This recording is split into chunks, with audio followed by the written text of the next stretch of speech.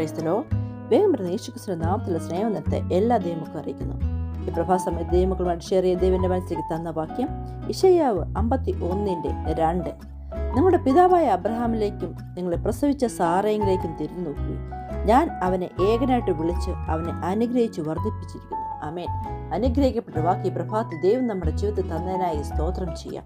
ഈ ഒരു വാക്യം നമുക്ക് എല്ലാവർക്കും അറിയാലേ. തിരുവചനം പഠിക്കുന്ന നമ്മുടെ എല്ലാവരുടെയും ജീവിതത്തിൽ എന്നൊരു മാതൃകയായിട്ടും അല്ലെങ്കിൽ നമ്മളെ എന്നും മുന്നോട്ട് കൊണ്ടുപോകാൻ തക്കതായിട്ടുള്ള, പലപ്പോഴും നമ്മൾ വീണ് പോകുന്ന അവസ്ഥയിൽ അല്ലെങ്കിൽ നിരാശപ്പെട്ടു പോകുന്ന അവസ്ഥയിൽ നമ്മളെ ബലപ്പെടുത്തുന്നതായിട്ടുള്ളൊരു തിരുവചനമല്ലേ സാറായെ പറ്റി അബ്രഹാമിനെ പറ്റിയുള്ളത് അല്ലേ. രണ്ടുപേരും നമ്മുടെ പിതാക്കന്മാരല്ലേ, പിതാവും മാതാവും നമ്മുടെ അല്ലേ, ആത്മീയ മാതാവും പിതാവും എന്ന രീതിയിൽ നമ്മൾ ഈ ദിവസങ്ങളിൽ കാണുമ്പോൾ നമ്മൾ അവരിലേക്ക് തിരിഞ്ഞു നോക്കുകയാണെങ്കിൽ അവരുടെ ജീവിതത്തിൽ ഒന്നുമില്ലായിരുന്നല്ലേ. ഒന്നുമില്ലാത്തതിൻ്റെ അവസ്ഥയിലാണ് അബ്രഹാമിൻ പിതാവിനെ വിളിച്ചു കർത്താവ് വേർതിരിച്ചത്, വിളിച്ചിറക്കിയത്. ആ ഒരു അവസ്ഥയിലാണ്. ഒന്നും സ്വന്തമൊന്നും പറയുവാനോ പുകഴുവാനോ ഒന്നുമില്ലാതെ ഏകനായിട്ടാണ് വിളിച്ചിറക്കിയല്ലേ.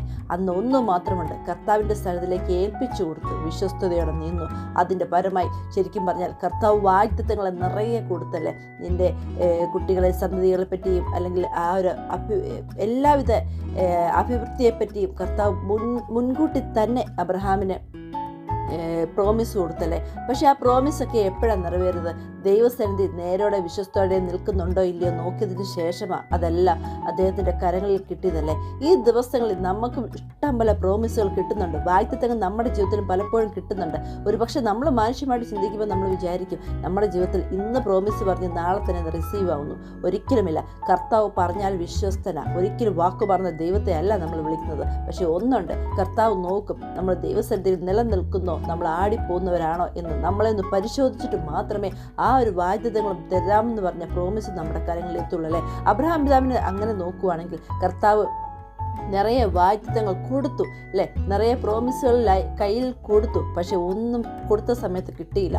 വർഷങ്ങളുടെ കാത്തിരിപ്പ് അല്ലേ. ആ വർഷങ്ങൾ നേരോടെ വിശ്വസ്ത ദൈവസന്നിധിയിൽ തന്നെ കറക്റ്റായി നടന്നു. അതിൻ്റെ ബേസിൽ ഒരിഞ്ച് അങ്ങോട്ടോ ഇങ്ങോട്ടോ നീങ്ങാതെ ഒരു ഇത് പോലും അങ്ങോട്ട് കൂടുകയും ചെയ്തില്ല കുറയുകയും ചെയ്തില്ല. ആ രീതിയിൽ കർത്താവ് പറഞ്ഞത് ചന്തോചിതമായി കറക്റ്റായി തന്നെ അബ്രഹാം പിതാവിന് കൊടുത്ത് അനുഗ്രഹിച്ചല്ലേ. എല്ലാ രീതിയിലും ഏതൊരു സാമ്പത്തികമായ രീതിയിലായാലും ആത്മീയമായ രീതിയിലായാലും എല്ലാ തരത്തിലും കർത്താവ് നമ്മുടെ പിതാവാക്കും എന്ന് വാക്ക് പറഞ്ഞല്ലേ. അതുപോലെ തന്നെ പിതാവാക്കി തീർക്കുക തന്നെ ചെയ്തു അല്ലേ. ഒന്ന് മാത്രമുണ്ട്, കർത്താവിൻ്റെ സന്നിധി നേരോടെ വിശ്വസ്തയുടെയുമായിരുന്നു. ഈ ദിവസങ്ങളിൽ നമുക്കും ചെറിയ ചെറിയ പ്രശ്നങ്ങൾ കടന്നു വരുമ്പോൾ നമ്മൾ എന്ത് ചെയ്യും? മറുതലിക്കും, ദൈവത്തെ തള്ളിപ്പറയും, നമ്മളെപ്പോഴും കുറ്റം പറയും.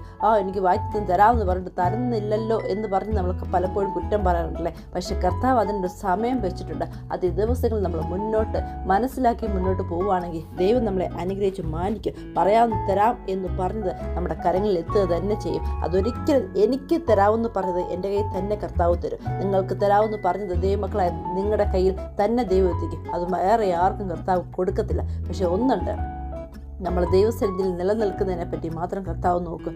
ആടിപ്പോകുന്നവരാണോ അല്ലെങ്കിൽ ചെറിയൊരു പ്രശ്നം വരുമ്പോൾ തകർന്നു പോകുന്നവരാണോ, ദൈവത്തെ തള്ളിപ്പറയുന്നവരാണോ എന്ന് മാത്രം ഈ ദിവസങ്ങൾ ദൈവം നമ്മളെ ചോദ്യം ചെയ്യും. ഒരു കാരണവശാലും നമ്മളത് ഫെയിലാവാൻ ഒരിക്കലും ഇടയാകരുത്.